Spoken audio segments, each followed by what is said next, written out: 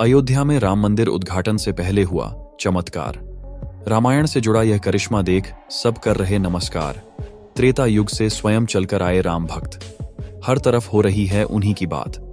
क्या अब अयोध्या से होने वाली है राम राज्य की शुरुआत? दोस्तों, आज की वीडियो में हम जिस टॉपिक पर बात करने वाले हैं उसको सुनकर आप भी चौंक जाएंगे। जी हां, अभी फिलहाल 22 जनवरी का टाइम आने वाला है और इसके बारे में तो पूरे भारतवासियों को कई समय से जानकारी है कि 22 जनवरी को रामलाल की स्थापना होगी। किंतु इसी बीच एक विषय काफी चर्चा का बना हुआ है। अभी अचानक दोस्तों यहां जानकारियां सामने निकल कर आ रही हैं कि मर्यादा पुरुषोत्तम श्री राम जी की जन्मभूमि अयोध्या नगरी में, अब इसको संयोग बोले या फिर और कुछ, मतलब भगवान राम की जन्मभूमि में अचानक से गिद्धों का झुंड आया। सभी के मन में एक प्रश्न है कि कहां से आए विलुप्त गिद्धों का झुंड? किसी को कुछ समझ नहीं आ रहा है। मतलब इस वक्त अयोध्या में बड़ी संख्या में पहुंच चुके हैं गिद्ध, यानी कि जटायु। ये बहुत ही आश्चर्यजनक बात है। अब निश्चित श्री राम का प्रभाव है। अयोध्या में राम मंदिर के उद्घाटन का अद्भुत नजारा देखने के लिए त्रेता युग से राम भक्त पधारे हैं, जिन्हें देखकर राम भक्तों में खुशी की लहर दौड़ गई है। तो वहीं कुछ लोगों की रातों की नींद उड़ चुकी है। ऐसा हम क्यों कह रहे हैं, जानने के लिए वीडियो को एंड तक जरूर देखिएगा। उससे पहले अगर आप हमारे चैनल पर नए हैं तो वीडियो को लाइक करके चैनल को सब्सक्राइब जरूर कर ले। दोस्तों, त्रेता युग में भगवान श्री राम ने दानवों का नाश कर धर्म को जीत दिलाई थी और समाज में बुराई पर अच्छाई का भी संदेश दिया था। सच्चाई को कोई कितना भी छुपा ले, वह एक न एक दिन सामने आती जरूर है। जी हाँ दोस्तों, लोग राम सेतु के प्रमाण मांगते आए हैं और वही रामायण महाभारत को मात्र काल्पनिक ग्रंथ बताते हैं। उनके मुंह पर एक करारा तमाचा लग चुका है, क्योंकि त्रेता युग से स्वयं चलकर आए हैं राम भक्त। आपको बता दें कि 22 जनवरी 2024 को राम अल्लाह की प्राण प्रतिष्ठा की जाएगी, लेकिन उससे पहले ही चमत्कार के ऊपर चमत्कार देखने को मिल रहे हैं। सबसे पहला चमत्कार तब हो गया जब लोगों को अचानक जटायु के वंशज गिद्ध आसमान में उड़ते दिखाई दिए। यहां तक कि भगवान श्री राम के भक्त इन्हें राम मंदिर की प्राण प्रतिष्ठा में आए मेहमान मान रहे हैं, क्योंकि पिछले कुछ सालों में यह प्रजाति विलुप्त सी हो गई थी। लेकिन राम मंदिर की प्राण प्रतिष्ठा नजदीक आते ही अयोध्या के आसपास बड़ी संख्या में गिद्ध आ पहुंचे हैं। लोग इस करिश्मा को देखकर पूजा भी कर रहे हैं, क्योंकि गिद्ध एक ऐसा प्राणी है जो भारत से विलुप्त हो चुका है। ऐसे में प्रभु श्री राम के प्राण प्रतिष्ठा से पहले ही वे कैसे दिखे, इसे लोग भगवान का चमत्कार मानकर पूजा कर रहे हैं। अब दोस्तों, इतनी बड़ी बात कोई संयोग तो नहीं हो सकती है। दोस्तों, कुछ बुद्धिजीवी लोग रामायण के होने पर ही सवाल उठाते हैं। उन लोगों का मानना है कि रामायण असल में सिर्फ एक कहानी थी। मगर दोस्तों, आज भी रामायण से जुड़े हुए कई सारे ऐसे सबूत मौजूद हैं जो हर किसी को मानने के लिए मजबूर कर रहे हैं। भगवान राम ने जो पुल बनाया था लंका जाने के लिए, वह आज भी मौजूद है। उसे वैज्ञानिकों ने भी माना है। वैज्ञानिकों ने उसे देखकर कह दिया कि यह कोई प्राकृतिक नहीं है, बल्कि यह इंसानों द्वारा बनाया गया पुल है। और जिस जगह पर वह पुल बनाया गया था वह आज भी उसी जगह पर मौजूद है। उस समय भगवान श्री राम ने अपने चमत्कार से पत्थर को पानी के अंदर तैरा दिया था और उन तैरते हुए पत्थरों पर कदम रखकर वानर सेना लंका गई थी। दूसरा सबसे बड़ा सबूत रावण की खुद की लंका है।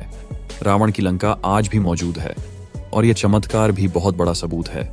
जटायु गिद्ध प्रजाति से ताल्लुक रखते थे। वही जटायु भगवान श्री राम के परम भक्त थे। दोस्तों, जटायु और भगवान श्री राम के बारे में रामायण में भी कई बार हमें जिक्र मिलता है। त्रेता युग में जब भगवान श्री राम को अपने पिता द्वारा वनवास का आदेश मिला था, तब पंचवटी में भगवान श्री राम की पक्षीराज जटायु से मुलाकात हुई थी। पक्षीराज जटायु सीता को अपनी पुत्री के समान मानते थे। दरअसल जब रावण माता सीता को हरण करके ले जा रहा था, तब जटायु ने ही लंकापति रावण को सीता माता की रक्षा के लिए युद्ध किया था। वही जटायु जिन्होंने अपने पंखों से रावण को बहुत चोट पहुंचाई थी। रावण के शरीर को जटायु ने लहूलुहान कर दिया था। इस संघर्ष में जटायु ने अपने प्राणों की आहुति दी थी, जब रावण माता सीता का अपहरण करके पुष्पक विमान से लंका जा रहा था। तो सबसे पहले जटायु ने ही उन्हें रोका था। राम की राह में जटायु पहले शाहिद थे। राम कथा में प्रसंग आता है जब जटायु के भाई संपत्ति ने कहा कि मेरे पंख कमजोर है, मगर आंख दूर की चीज देख सकती है, इसलिए मैं सीता जी को अशोक वाटिका में बैठी देख रहा हूँ। इसीलिए लोग इन्हें साक्षात जटायु के वंशज मान रहे हैं। अब एक सवाल यह है कि आखिर अयोध्या में भगवान श्री राम की मूर्ति बनाने के लिए नेपाल से 2 विशाल पत्थरों को लाया गया था। इन पत्थरों को लाने के बाद आखिर क्यों उन पत्थरों से मूर्ति नहीं बनी? ऐसी क्या वजह थी कि नेपाल के उन 2 पत्थरों की जगह दूसरे पत्थरों का इस्तेमाल किया गया? दरअसल राम मंदिर के निर्माण का काम पूरा होने के बाद फरवरी में नेपाल के कालीगंज की तट से 2 शिला अयोध्या लाई गई थी। इन 2 शिला का वजन 14 टन और 27 टन था। शुरुआत में इन शिला से राम मूर्ति बनाई जाने की बात सामने आई, लेकिन बाद में पता चला कि इन शिला को राम मूर्ति बनाने के लिए उचित नहीं पाया गया। भारतीय मीडिया में छपी कुछ खबरों के मुताबिक इन पत्थरों से मूर्ति नहीं बनाए जाने की एक वजह राम मंदिर से जुड़े संतों की ओर से जताई गई आपत्ति थी।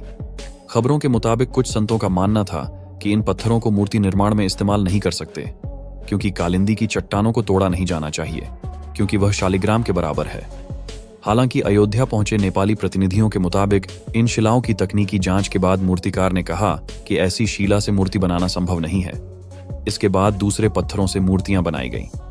नेपाली प्रतिनिधियों के मुताबिक 27 टन वजनी मूर्ति तलाशने की कोशिश की गई थी, क्योंकि चट्टान वजनी शिला को शालिग्राम माना गया, लेकिन 27 टन वाली शिला भी उपयुक्त नहीं पाई जाने के बाद दोनों शिलालेखों को राम मंदिर निर्माण स्थल के पास रखा गया है। भारतीय मीडिया के मुताबिक राम मंदिर के गर्भगृह में रखने के लिए देश की अलग अलग जगह से लाए गए पत्थरों से 3 मूर्तियां बनाई गई हैं। इसमें से सबसे अच्छी मूर्ति का चयन कर उसे गर्भगृह में स्थापित किया जाएगा।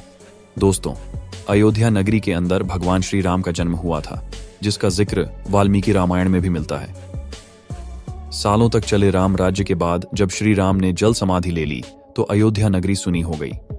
पौराणिक मान्यताओं के अनुसार उज्जैन के राजा विक्रमादित्य जब यहाँ आए तो उन्हें उजाड़ भूमि पर कुछ चमत्कार दिखाई देने लगे। खोज की तो पता चला कि यह श्री राम की जन्मभूमि है। उसके बाद उन्होंने यहाँ श्री राम के भव्य मंदिर का निर्माण कराया था, जिसमें काले रंग के कसौटी पत्थर वाले कुछ स्तंभ थे। समय समय पर यहाँ राजाओं ने मंदिर की देखभाल की, लेकिन 14वीं शताब्दी में जब भारत में मुगलों का शासन हुआ तो श्री राम जन्मभूमि को नष्ट कर वहां बाबरी मस्जिद बना दी गई। 1525 में राम जन्मभूमि को बाबर के सेनापति ने ध्वस्त करवाया था। बाबरी मस्जिद की 3 गुंबद थीं, जिसके बाहरी हिस्से में चबूतरे में श्री राम के बाल स्वरूप की पूजा होती थी। इसे राम चबूतरा कहते थे। लेकिन 1949 में बाबरी मस्जिद के मुख्य गुंबद के ठीक नीचे वही मूर्ति निकली जो सदियों से राम चबूतरे पर विराजमान थी। मस्जिद और राम जन्मभूमि पर सालों चले विवाद के बाद आखिरकार श्री राम की अपनी जन्मस्थल पर प्राण प्रतिष्ठा हो रही है। दोस्तों, अयोध्या में दुनिया का सबसे विशाल मंदिर बन रहा है। लोग बेसब्री से इंतजार कर रहे हैं। राम मंदिर के लिए कुल 67 एकड़ जमीन है, जिसमें से 2 एकड़ में मंदिर बन रहा है। पहले मंदिर के मुख्य शिखर की ऊंचाई 122 फीट थी, अब यह 1661 फीट है। 3 की जगह 5 गुंबद और एक मुख्य शिखर होगा। वैसे तो साल 2020 में ही काम शुरू कर दिया गया था। प्रधानमंत्री नरेंद्र मोदी ने 5 अगस्त 2020 को अयोध्या में राम मंदिर की आधारशिला रखी थी। साल 1992 में बाबरी मस्जिद को ढहा दिया गया था, जिसके बाद हिंदू पक्ष और मुस्लिम पक्ष के बीच इलाहाबाद हाई कोर्ट से लेकर सुप्रीम कोर्ट तक लंबी कानूनी लड़ाई चली। इसके बाद नवंबर 2019 में ऐतिहासिक फैसला सुनाया गया और आदेश दिया कि अयोध्या में विवादित जमीन पर मंदिर बनाया जाए। इस फैसले में यह भी शामिल था कि केंद्र सरकार मस्जिद के निर्माण के लिए 5 एकड़ वैकल्पिक जमीन उपलब्ध कराए। वैसे आपको क्या लगता है, क्या सच में ये जटायु हो सकते हैं? अपनी राय हमें कमेंट बॉक्स में जरूर बताएं। साथ ही वीडियो पसंद आए तो लाइक करें, चैनल को सब्सक्राइब करके बेल आइकन को प्रेस करना ना भूलें।